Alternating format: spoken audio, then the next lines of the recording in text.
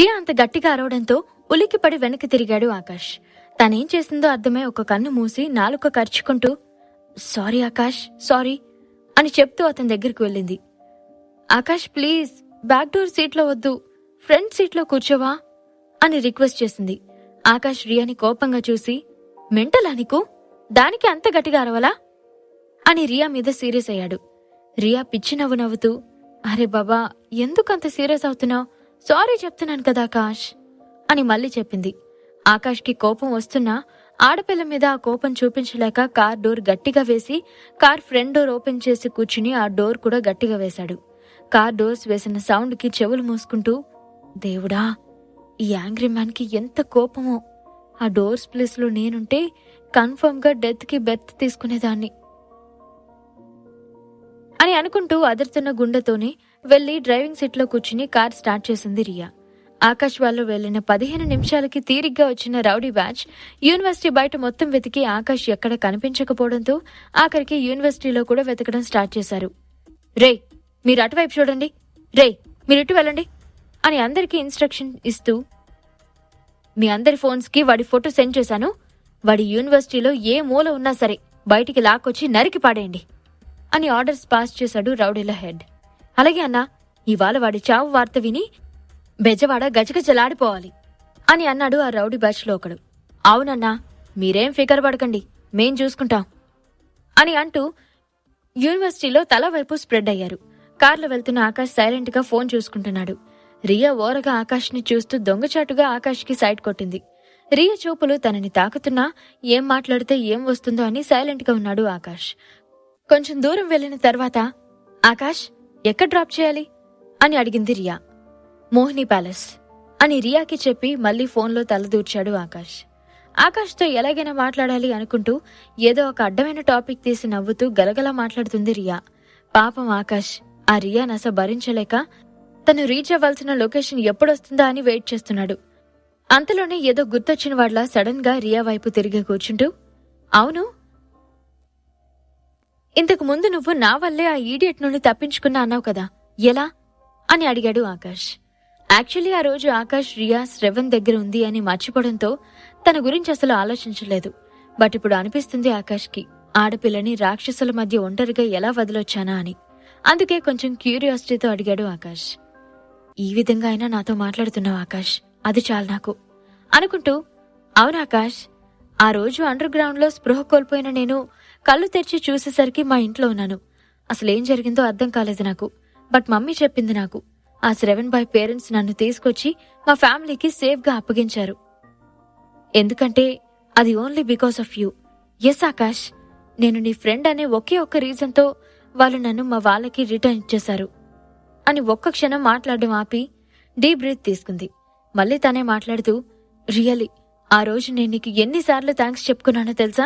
నువ్వే లేకుంటే ఆ దున్నపోతుగాడు నన్ను వదిలిపెట్టేవాడు కాదు. ఆ నెక్స్ట్ డే నిన్ను రైల్వే స్టేషన్లో కలిసినప్పుడే నీకు థ్యాంక్స్ చెప్పాలి అనుకున్నాను. బట్ ఆ రోజు అవకాశం రాలేదు. అందుకే నువ్వు మళ్ళీ ఎప్పుడెప్పుడు ఎదురుపడతావా అని వెయిట్ చేస్తున్నాను. బై గాడ్స్ గ్రేస్ ఆ రోజు ఇంత తొందరగా వస్తుందని ఊహించలేదు. Really thank you so much Akash.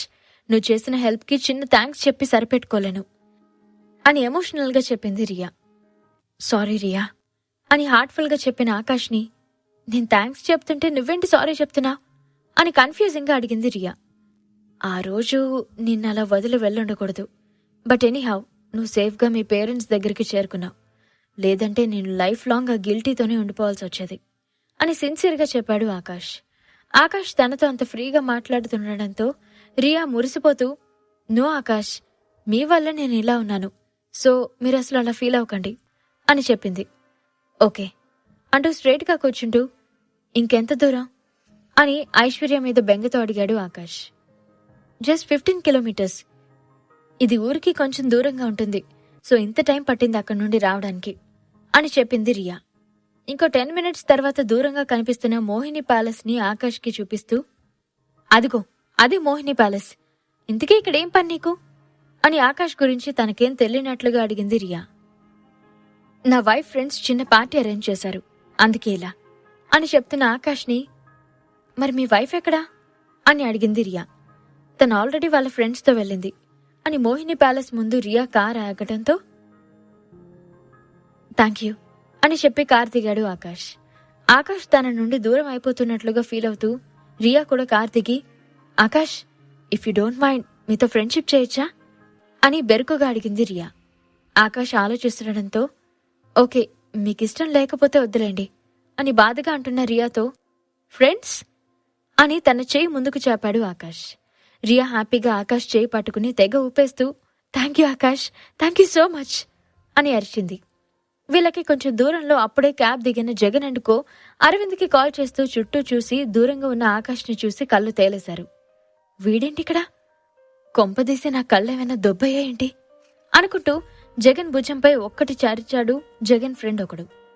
నీ అబ్బా ఏంట్రా ఇంత గట్టిగా కొట్టావు అని అరుస్తున్న జగన్ మాటలకు ఇది భ్రమ కాదు నిజమే, అంటే వీడు చావలేదా అని బయటికి అన్నాడు జగన్ ఫ్రెండ్.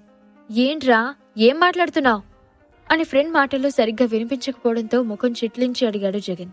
రేయ్ అటు చూడు, వాడు ఆకాష్లా లేడు అని ఆకాష్ వైపు చూపించిన సైడ్ చూసిన జగన్ షాక్ అవుతూ ఆకాష్లా కాదురా సన్నాసి, వాడు ఆకాశే అని కోపంతో ఊగిపోతూ తన సుపారీ ఇచ్చిన రౌడీలకి ఫోన్ చేశాడు జగన్. అదే టైంలో యూనివర్సిటీ దగ్గర ఆకాష్ కోసం వెతుకుతున్న రౌడీలందరూ ఒకే చోట గ్యాదర్ అయ్యి రేయ్ వాడి యూనివర్సిటీలో లేడ్రా, ఇక్కడే ఉంటే ఖచ్చితంగా మన కంట్లో పడేవాడు అని అన్నాడు ఒక రౌడీ. అప్పుడే ఆ రౌడీల హెడ్ ఫోన్ మోగడంతో వాడు కాల్ లిఫ్ట్ చేసి సార్ మీరు చెప్పిన వాడు ఇక్కడ లేడు సార్, యూనివర్సిటీ మొత్తం వెతికాం అని భయంగా చెప్పాడు. ఒరేయ్ పుచ్చు సన్నాసుల్లారా, వాడు ఇక్కడుంటే అక్కడెలా దొరుకుతాడ్రా, ఛ ఒక్కడిని చంపమంటే చేతకని వెదవల్లా తిరుగుతున్నారా అని ఆయాసం వచ్చేంత వరకు తిట్టి కాల్ కట్ చేశాడు జగన్. ఇప్పుడెలా, అరవింద్కి తెలిస్తే తోలు తీసేస్తాడు అని భయంతో అటు ఇటు తిరుగుతున్నాడు జగన్. రియాతో మాట్లాడుతున్న ఆకాష్కి టెన్షన్తో అటు ఇటు తిరుగుతున్న జగన్ని చూసి ఓకే రియా థ్యాంక్ యూ, మళ్ళీ ఎప్పుడైనా కలుద్దాం అని చెప్పి జగన్ వైపు కదిలాడు ఆకాష్. వెళ్తున్న ఆకాష్తో మిమ్మల్ని మళ్ళీ కలవాలంటే ఎలా అని అడిగింది రియా. ఆకాష్ ఆఫీస్ నెంబర్ రియాకి ఇచ్చి ఫ్రీగా ఉన్నప్పుడు కాల్ చేయి, నా వైఫ్కి పరిచయం చేస్తా, బట్ నేను ముంబైలో నీకు పరిచయం అయ్యానని ముంబైలో జరిగిన గొడవలు కానీ ఏవి ఐషుకి చెప్పద్దు అని వార్న్ చేశాడు ఆకాష్. వావ్ ఆకాష్, నువ్వే మంచి హింట్ ఇచ్చావు, నీ అంతట నువ్వే నీకు నీ ఐషుకి దూరం పెంచే అవకాశం ఇచ్చావు అని మనసులో అనుకుంటూ ఓకే ఆకాష్, అలా అయితేనే కదా ఐషు నాకు మంచి ఫ్రెండ్ అవుతుంది అని నవ్వుతూ చెప్పింది రియా. ఓకే బాయ్ అంటూ జగన్ దగ్గరికి వెళ్ళాడు ఆకాష్. అయ్యో ఇప్పుడేం చేయాలి, అరవింద్కి ఎలా చెప్పాలి, వాడికి కోపం వచ్చింది అనుకో ఆకాష్ శవం బదులు నా శవం లేస్తుంది, అసలే నాకొక్కసారి కూడా ఫస్ట్ నైట్ కాలేదు, దేవుడా అప్పుడే నా చావు కన్ఫర్మ్ చేసావా, నా 29 జీవితంలో ఇంకా బ్రహ్మచార్యమే ఎందుకు రాసావయ్యా అని లోలోనే ఏడుస్తున్న జగన్ ఎదురుగా వచ్చిన ఆకాష్ని తట్టుకుని కింద పడిపోయాడు. వెనక్కి పడుతున్న జగన్ చేయి పట్టుకుని ఆపిన ఆకాష్ని చూస్తూ ఉండిపోయిన జగన్ని సరిగ్గా నిలబడుతూ ఏంటి జగన్ అలా చూస్తున్నావు అని షర్ట్ సరిగ్గా అనుకుంటూ అడిగాడు ఆకాష్. నేను దీపిక పదుకొనని నేను పడబోతుంటే పట్టుకున్నా, నువ్వు షారుఖ్వి, అలా రొమాంటిక్ గా చూస్తే సీన్ బాగుంటుందని చూస్తున్నాను అని కోపంతో విసుగ్గా అనేశాడు జగన్. నేను షారుఖ్ అంటే ఓకే కానీ మరీ నువ్వే దీపిక పదుకునే అంటే కొంచెం ఓవర్గా లేదు అని ముఖమంతా ఒకలా పెట్టి అన్నాడు ఆకాష్. అయ్యో నా కర్మరా దేవుడా, నా శత్రువు కూడా నా మీద పంచులేస్తున్నాడు, మాడిపోయిన మసాలా పంచులు అని గొనుక్కుంటూ ఏదో జోక్ చేసాలే కాని నువ్వేంటి ఇంత తొందరగా వచ్చావు, అది కూడా అమ్మాయితో, ఏంటి సంగతి అని ఆట పట్టేస్తున్నట్టుగా అడిగాడు జగన్. తను నా ఫ్రెండ్ జగన్, క్యాబ్ కోసం వెయిట్ చేస్తుంటే తను కనిపించి లిఫ్ట్ ఇచ్చింది, అందుకే తొందరగా వచ్చాను అని చెప్పాడు ఆకాష్. ఇంతలో అరవింద్ పిలవడంతో ఇద్దరూ సైలెంట్ గా అరవింద్ దగ్గరికి వెళ్లారు. అరవింద్కి కొంచెం వెనుక ఉన్న గర్ల్స్ గ్యాంగ్ లో ఉన్న ఐశ్వర్యని చూసి చిన్నగా నవ్వాడు ఆకాష్. ఐశ్వర్య కూడా చిన్నగా నవ్వి ఆకాష్ ని స్టేర్ చేస్తుంటే ఐషు ఇంతకు ముందు ఆకాష్ ఎవరో అమ్మాయి కారులో వచ్చాడు తెలుసా అని నెమ్మదిగా అడిగింది మాయా. జగన్ కార్ ట్రబుల్ ఇవ్వడంతో క్యాబ్ లో వచ్చామని చెప్పారు కదా మాయా, ఆకాష్ కూడా అంతే అయ్యుంటుంది అని విసిగ్గా చెప్పింది ఐశ్వర్య. అబ్బా కాదు ఐషు, ఆకాష్ ఆ అమ్మాయితో చాలా క్లోజ్ గా మాట్లాడాడు అని ఐశ్వర్య మనసులో అనుమాన బీజం నాటాలని చూసింది మాయా. మాయా నువ్వెవరిని చూసి ఎవరనుకున్నావో, ఆకాష్ మాట్లాడడమే తక్కువ అని చిరాగ్గా ఆన్సర్ చేసింది ఐశ్వర్య. మరీ ఇంత పిచ్చి నమ్మకం పనికిరాదు ఐషు. అప్పుడప్పుడైనా వైఫ్లా పొసెసివ్గా థింక్ చేయి అని కబురుతున్న మాయని ఐశ్వర్య ఏదో అనేలోగా ఆకాష్ అని అరుస్తూ అక్కడికొచ్చింది మాయ. ఇదిగో ఈ అమ్మాయి కారు నుండి దిగాడు ఆకాష్. పైగా ఇద్దరు చాలా క్లోజ్గా ఉన్నారు కూడా అని నిప్పు రాజేసింది మాయ. ఆకాష్ అని చొరవగా పిలుస్తూ వచ్చిన రియాని చూసి ఈ అమ్మాయిని ఎక్కడో చూస్తానే అనుకుంటూ ఆలోచనల్లో పడింది ఐశ్వర్య. జాగ్రత్తగా వండుకుంటే తనే నీ సవతవుతుంది, ఇక నీ ఇష్టం అని మాయ అనగానే కోపంగా ఆమె వంక చూసింది Aishwarya. Arvind first plan fail అయింది, మరి నెక్స్ట్ ఏంటి? ఐశ్వర్య మనసులో ఆకాష్ మీద అనుమాన బీజం వేయాలనుకుంటున్న మాయ ప్లాన్ సక్సెస్ అవుతుందా? రియాని ఐశ్వర్య గుర్తుపడుతుందా? ఈ ప్రశ్నలకు సమాధానాలు తెలుసుకోవాలంటే నెక్స్ట్ ఎపిసోడ్ వినాల్సిందే. క్రింద ఇచ్చిన లింక్ ని క్లిక్ చేసి పాకెట్ ఎఫ్ఎం యాప్ ని ఇన్స్టాల్ చేసుకోండి. Stay tune to pocket FM.